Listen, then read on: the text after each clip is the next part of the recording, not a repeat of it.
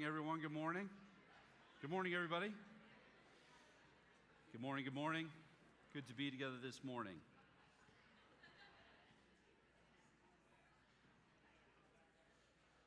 Hey, everyone. My name is Jay. I'm so glad you're here with us this morning. Colorado is an interesting place. If it is cold and rainy for 2 days, everyone's depressed. Can you just feel it? Like everyone's just quieter, slower. I just need you to know, as a person from the Midwest, there are people that live this way all the time. Like every day it's raining, and every once in a while it's sunny, and they get so excited. They strip off all their clothes, they run around outside. And so just remember how good you really have it here. 1 day without sun and you think you're going to die. You're not going to die. We're going to start a new series today that we'll do for a few weeks. The E word. See, you see, like it's like an expletive. Do you see it? You get it? The E word, which we're going to talk a few weeks about evangelism, which is one of those words that people who have been in church get nervous about. As far as like sermons that I could preach that could make you feel bad about your faith. If you're a follower of Jesus, sermons that I can just make you feel guilty and bad. There's really three easy go-tos. One, how are you doing reading the Bible? Really? And all the Christians like, probably not very good. And then second would be, how is your prayer life? Are you really praying? People are like, probably not really praying. And then the third would be, are you sharing the good news of Jesus Christ with others? Do people who around you who don't know what it is to have a life with God, are you telling them about what it means to have a life with Jesus? And you're like, probably not. And so I would just like to suggest to you that guilt is not a very good long-term motivator. It's a good short-term motivator. Fear and guilt are really good short-term motivators. Like I can get you out of this building with fear quickly. It's really simple. I just yell fire. And then you're all afraid, so you run for your lives, right? So fear and guilt can motivate people, but not for very long. And so what we want to try to do over a few weeks is talk about what it means to share the life that we have in Jesus, hopefully in a way that feels winsome and inviting, like a way for you to participate with the life of God as opposed to trying to become like another person.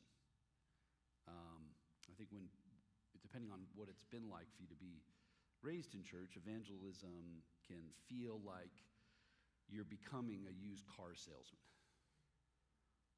Some of you are used car salesmen. I'm sure you're great. I'm not speaking about you. I'm speaking about another used car salesman, someone who is wearing, that ill-fitting jacket. Their hair is slicked back. They talk real fast. And they're trying to draw you to some kind of a sale before you can get your mind around what you're being asked to do. Or maybe if you think about evangelism, you think about people who wear like suits with little name tags that say like brother or sister, whoever. They come to your house, usually riding a bike. And there's some of you that when I say, I really want you to learn to be evangelistic, you're like, but I don't own a bike. And that's the big hurdle I have, Jay, because I don't have a bike. Or I don't want a name badge. I'm not doing it. So I just want to admit up front that can feel, there's all kinds of feelings around these kinds of conversations. And yet what the scriptures talk about is that evangelism, the image of, what it means to be an evangelist is you're a herald of good news. I mean, that's literally what the word means in Greek. Like, someone who runs from one town to the next as a herald of good news, usually a conquering king. Like you run ahead of the army, and you're telling the city, we're coming home because we won. And that's what it's supposed to be. It's supposed to be a picture of a person who goes out ahead, who has seen or tasted of something that is good news, life that's offered with God and in God. And I find, again, that many, if not most people who have been raised in church don't experience it this way. And so I want to spend some weeks doing that. And today, just as an intro, I'm going to talk about, honestly, something that, is one of the, as far as like messages in Jay's life that really mattered to Jay. By the way, I'm Jay. This would be like top 5 for me. Like things that I could talk about that really get you close to what I think is in my heart, and honestly what I've seen is the fruit of the life of our church. And one of the things I've gotten to talk about that I think frees up and helps out followers of Jesus. This would be like top 5 for me, like if it was Jay's greatest hits record. This would be one of them, because I just think people need different paradigms to think about what it is, first of all, to have a life with God, but then also to share that life with others. And so it's going to get a little nerdy for a second, so if you're not geeky, just stay with me, because it'll all get illustrated in a minute, okay? So nerds, dial in. You're going to like this a lot. I studied philosophy. If you didn't know that, that was my background. I was doing logic and ethics to do law. And Jesus got a hold of my life, and now I'm doing this. My dad often reminds me I could still be a lawyer. But anyway, there's still time, Jay. You get just a little bit of school. But I can remember I was in a symbolic logic class, and not the kind of place you would normally think you'd receive revelation. But I felt like at a revelatory moment. In the symbolic logic class, we were talking about what mathematicians and then sociologists have borrowed about something called set theory. What set theory does is tries to figure out how are things grouped together, whether it's numbers or objects or different kinds of things. And in what way do we know what things should be grouped together, in order to do certain kinds of equations or different kinds of things. And there are kind of 3 main forms of sets. And there were 2 sets that we described first that as they were described, it was like my mind opened up and I went, that's what I believe about the faith that I have in Jesus.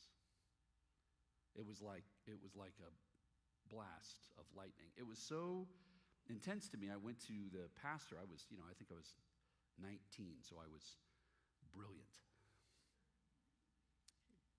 Don't you wish you were that smart again someday? Like, I just knew everything because I was 19. Anyway, I remember I was 19 and I went to my pastor. I was like, I learned something today in my philosophy class, and it could change everything. And he was like, Jay, people have been talking about that for 50 years. But anyway, it was new to me. And it was basically a way of understanding how people are grouped together. And the first set is called a bounded set. A bounded set is basically like a circle. And when you have a circle, you can tell whether something is in or out of the circle. Does that make sense? So here's the circle. See, can you see it? I'm drawing it. Here's a circle. Okay, we're going to do a little test. Ready? Everyone paying attention? Here's the circle. Is my finger, I'm about to put my finger up, is it in or outside of the circle? Good. Out. Well done. Okay, see how easy that was? Pretty easy. And so you would know where something is in the set based on if it's encapsulated within that circle. And most of religious faith, and I would dare to argue most of Christian faith, is defined by a bounded set. How do we know if someone is in or out? How do we know if they're actually in or out? And based on the different sort of religious worlds you're in, You have different ways of determining that. Maybe they're really moral. Maybe, it's their gender. Maybe it's if they can answer the right questions on a true-false test, right? I mean, this is true for all kinds of things. Like, are you from Colorado or are you not from Colorado? You don't just go, well, maybe. You usually say yes or no. And are you over 6 feet tall? You can't be like, I feel tall. That you either are or you're not. Like, it's in or out, right? Like, it's really simple math. And a lot of faith, as it's described in the Bible, is using language like this, right? There's the kingdom of light, there's the kingdom of darkness. Pretty straightforward. There's a narrow road and there's a broad road. Really straightforward, right? Like one or the other. This isn't complicated. This is how we can understand faith. Really, really simple. So there is some logic to this. But when you look at the ministry of Jesus, in particular, you notice that he messes with the categories of all of the people who thought they knew who was in and out. He confuses them. They're pretty sure they figured out how the whole thing works. They know, for example, as Pharisees, that they are in. They're sure of it. They know all the right religious things. They've studied the Bible. They live in very moral ways. And many of the people that they know are out are the people that are moving towards Jesus. And it creates a serious problem. Most people who have not read the Bible, who read the Bible for the first time, are genuinely confused by this fact. When you read the New Testament, and if you've never read the Bible before, you are often shocked at the fact that all of the wrong people are following Jesus. And most of the conflict that you see Jesus in is with who? Religious people. And they're trying to convince him that he's got this thing all wrong. He's doing it the wrong way. You're working with the wrong people. Now, there is one way to understand that. If you're just thinking in a bounded set, it's simply this. Oh, he's just trying to help all the people that are out get in like the other people, except for it's more complicated than that. He has the guts to look at the people who think they're in and often tell them, you're not who you think you are. You are not where you think you are. And you are more in danger than you realize. And he does it over and over and over in the New Testament. So there's a second set. And the second set is another way of thinking about belonging. And it's not about being in or out in a circle, but it's about placement, momentum, and direction. Okay? Placement, momentum, and direction. I'm going to show you a diagram here. Nerdy people, stay with me. The rest of you, I'm almost done with the nerdy part. It's about placement, momentum, and direction, okay? And it's about paying attention to how people are moving in relationship to a center point. So, for example, if this podium here is the center, different people are located in relationship to this center. Right? Does this make sense? So like Jeff right here is closer than Tom back there. So they're in relationship to the center. Now the question we'd have to figure out is not just where are they placed, but how are they moving? Because it's possible that Jeff could be really close but moving away, and Tom, who's really far away, could be moving toward. Now, again, some of you can remember this stuff from school if you're a real nerd. In physics, like when you would do drawings for vectors for momentum, like a longer line denotes more motion, right? A shorter line is like a little motion. Do you remember this? Sometimes you would do double lines, you would do like ticks. Okay, I've almost lost the whole room. Just stay with me, okay. So imagine a picture where With the center, Jeff, though he's close, has a really small line moving away. And imagine though Tom is far away, there's a long vector line where he's drawing toward. So he's far away. If it was a circle, he might even be out. But he's moving toward really aggressively. And Jeff, though he's very close, Jeff, I'm worried about you because he's barely. By the way, these are all examples. Anyway, Jeff, I don't know. I'm sure he's fine, but he's moving away. Okay. Now, keep this image in mind when I reread the parable we read earlier. Okay? Let me look at the parable. I don't want to see that slide yet. Let me see the parable. What do you think? There was a man who had 2 sons. He went to the first and said, "Son, go and work today in the vineyard." "I will not," he answered. But later he changed his mind and he went. Then the father went to the other son and said the same thing. "Sir, I will, sir," but he did not go. Which of the 2 did what his father wanted? One looks as though he's doing the right thing, and he doesn't. And the other looks as though he's not going to do the right thing, and he does. So they say the first, he answered, the one who actually did it. Jesus said to them, "Truly I tell you," check this out. I want you to think about how offensive this sentence is. Pharisees who have memorized the Bible, they live their whole lives trying to get people to behave the right way, to know the scriptures, to take their faith seriously. The kinds of people that show up at church. He said to people in a church. Okay. Truly I tell you, the tax collectors and the prostitutes are entering the kingdom of God ahead of you.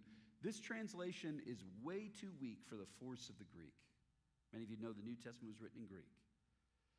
It could easily be translated, the tax collectors and the prostitutes are crashing into the kingdom of God ahead of you.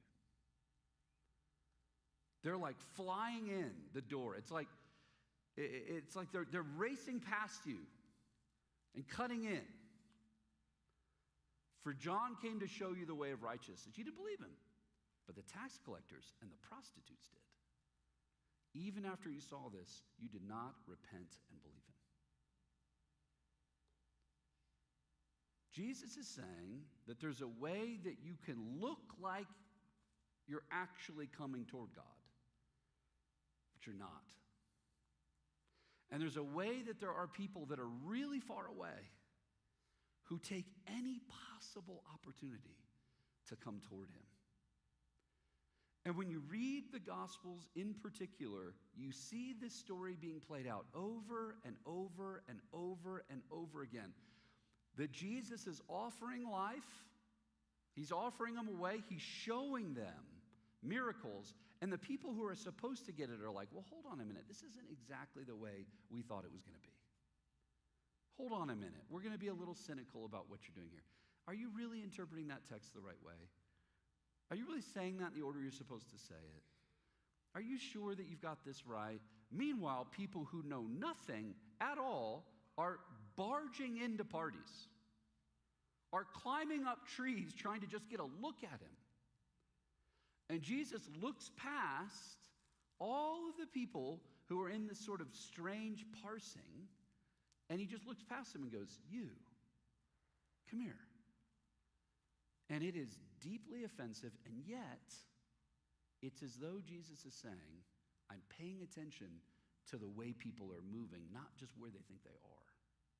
So to show you the diagram to finish the geeky part, bounded set, in and out.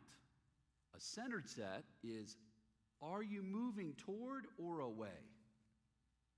So in our analogy, and I know, Jeff, we're almost done talking about you, but Jeff is a Pharisee. He's really close to Jesus in every way, theologically. Do you notice how little theology Jesus argues with people that are Pharisees? He's not talking, they're not working Bible texts a lot.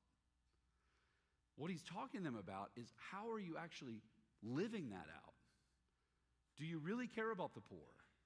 Are you really serving those who are on the edges? Are you fulfilling the clear commands of the law, not just memorizing them and having performative morality? He's challenging them in those ways. So in our analogy, Jeff is creeping away. Also in our analogy then, Tom is, would you prefer to be a prostitute or a tax collector? Prostitute it is. Okay, so Tom is a prostitute. And listen to me, guys. I don't have adequate time to work like multiple texts. But what I'm saying holds up if you keep working your way through the Gospels. For example, Jesus tells the parable of the Pharisee who walks into the temple and he says, I thank God that I'm not like other men. I thank you that I'm not a woman. I thank you that I'm a Jew. I'm not a Gentile. I thank you that I'm a Pharisee. See, that sounds pretty spiritual, doesn't it? I thank you that I have all this blessing. Hashtag blessed. That one hurt a little bit. Anyway, and then he's just super bold. Like, isn't this incredible? I get to be me. He says, but at the same time, there's a tax collector who can't even approach. He falls to his knees and he says, have mercy on me, O God, a sinner. Beats his chest. And Jesus says, which one of these is justified before God? And the answer is obvious. The answer is the tax collector. And even as I say that right now, here's what's so amazing about the teaching of Jesus. This is what's so amazing about the parables of Jesus. As I teach that text to you right now, you're like, oh, man, thank God I'm not like that Pharisee. Okay, anyway, did you see the parable just keeps teaching. Like you can't get out of it because why? Because it's not about how you can position yourself in your mind. It's about the actual momentum of your life. So for me, as a pastor who wants to help people who don't have a life with Jesus and who wants to help Christians not become cold and weird, a question I like to ask all the time is, what do you love about Jesus? How is Jesus capturing your heart? Your life, the momentum of your life. I find many people who don't know what it is to have a life with God are really spiritually hungry. And I find there's many people that find themselves in church environments that are going through rote, boring, stupid stuff. And they're not well. And they're really critical, and they have all kinds of little ways to break everything down and make sure that they know that they're awesome and other people suck. And I would just like you to consider, because I'm talking to people in here, the condition of your heart, your soul, because people who have momentum in their life with God easily, happily share the life that they have in God with others. Even if they know they're like not perfect. They don't really care. They're just captured by the grace of God. But trying to get people who are kind of cold and messed up on the inside to share their faith with God, you've got to start by moving your life back into a heartfelt way with Jesus. I mean, have you seen him lately? How beautiful he is? How generous the heart of God is to you? How merciful and kind he is. I mean, to catch a glimpse of Jesus, to have his heart capture your heart, does things to you. We're not talking right now about getting the Bible study right. I'm talking about the real momentum of your life.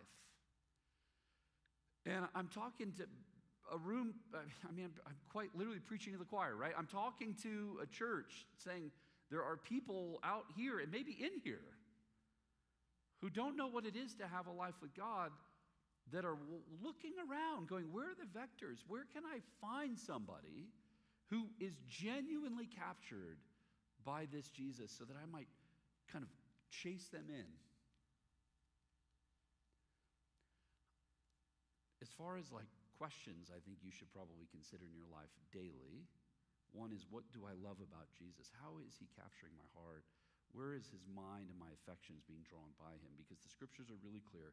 What it is to have a life with God is to have the momentum and the affections of your life drawn. We are not talking about a cognitive game here. Don't get me wrong. I'm a nerd. I like thinking. I like learning.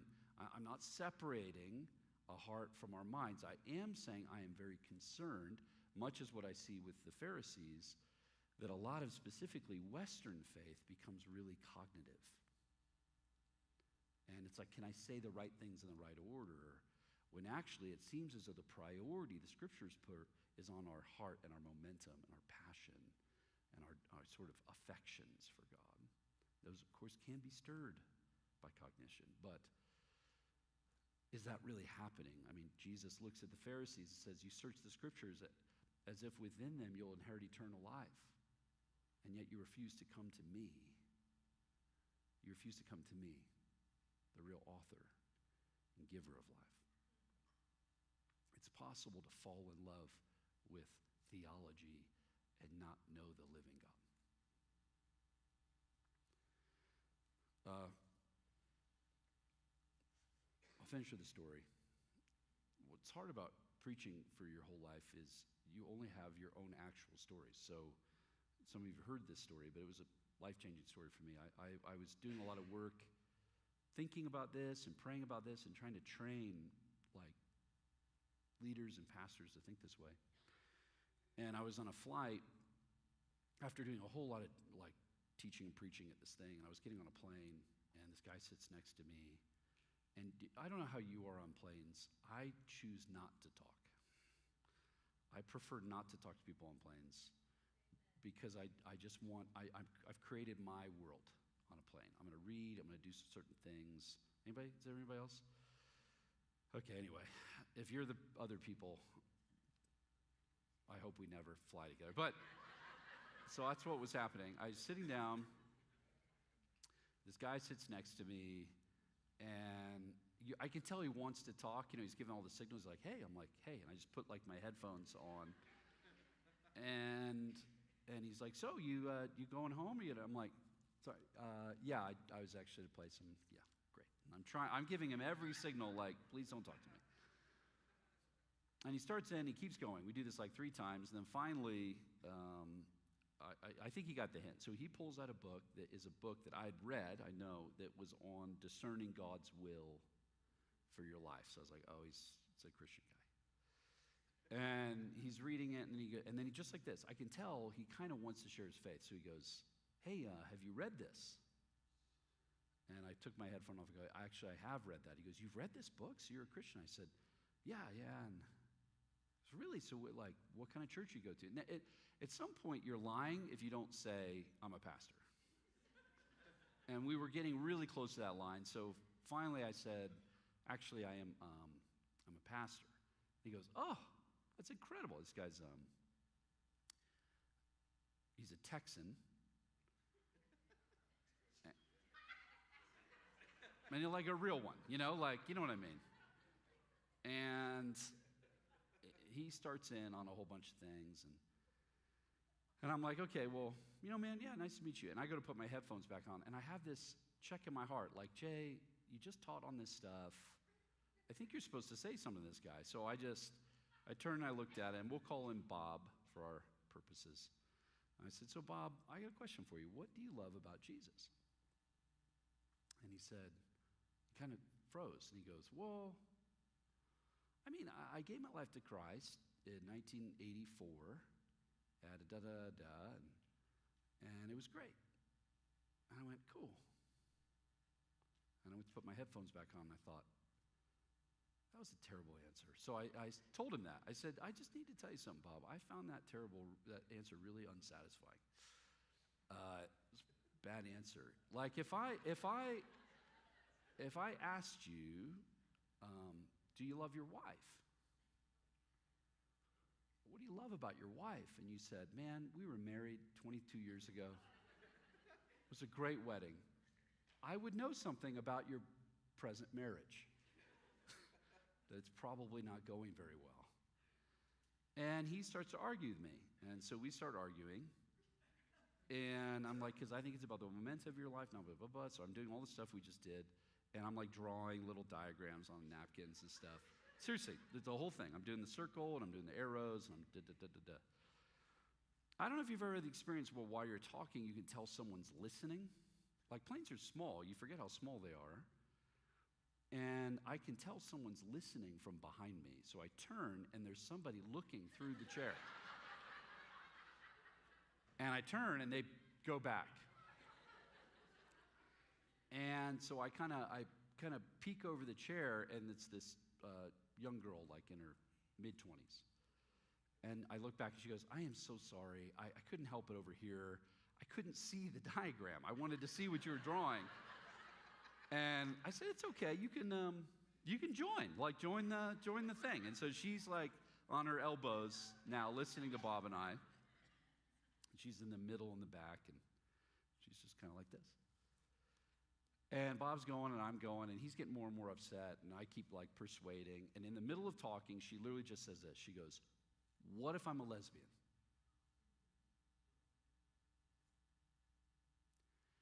And I turned and I looked at Bob and I said, what do you think, Bob? P.S. If you've never led a Bible study, this is the key. Like, never answer the question. Just be like, what do you guys think? It's the pro move. And Bob says, I don't know. And he starts stammering. And I said, well, let me tell you a story. P.S. Also a pro move. You ask a question, you tell a story. Here's the story. Prominent pastor is doing a big meeting, and he's inviting Jesus to the dinner. And Jesus comes to the dinner. And in the middle of the dinner, a woman breaks in and interrupts the dinner. And she starts weeping at Jesus' feet. And everybody knows she's a lesbian.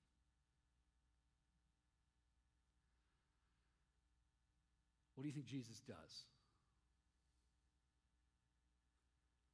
And I say this to the woman, and she goes, I don't know. And I said, what do you think he does? He goes, he probably just says, you got to go. I said, no. He stands up and he defends her and says, do you see this woman? She was willing to risk it all to come and see me. And you guys are all playing politics, but this one is one who's actually seeking me. And she goes, how do you know we do that? I go, because that's what he did. It's in the Bible. And I said, so the key question you have to answer, it's one question, is, do you want a life with Jesus? Do you want to give it a chance? Now she's crying, Bob's crying, I'm crying. And she says, well, I feel like we should do something. And I said, well, we should probably pray. I said, Bob, why don't you lead us in prayer? And he just goes, I can't. I don't know what this is. I don't know what we're doing. And he's crying, and she puts her hand on him. It's like, it's okay. And so we pray for a minute. Now, the only way that happens that way is, first of all, if you're sharing your faith. Second, the only way it happens that way is if you make a way for a person who is hungry and thirsty, who wants a life with God. And right now, many of you are going, how does the story end? Well, here's the truth. We don't even know how that story ends in the Gospels. We don't know what happens to that woman. We don't know what happens to most of the people in the New Testament. Because the end of it isn't always what's most important. What's most important is what we're doing in all the in-between moments. And to what degree are we making Jesus who he is, offering Jesus as acceptable and hopeful and gracious, because that is who he is. And if you have seen him lately, you know this to be true. But if you have not, you're probably stressed about all kinds of other things where what I'm talking about doesn't seem quite as important as it really is. For the world is deep in darkness and needs light. And the scriptures make a case that you and I are the light of the world because the life and the light of Jesus shines within us. Amen? Can we stand together?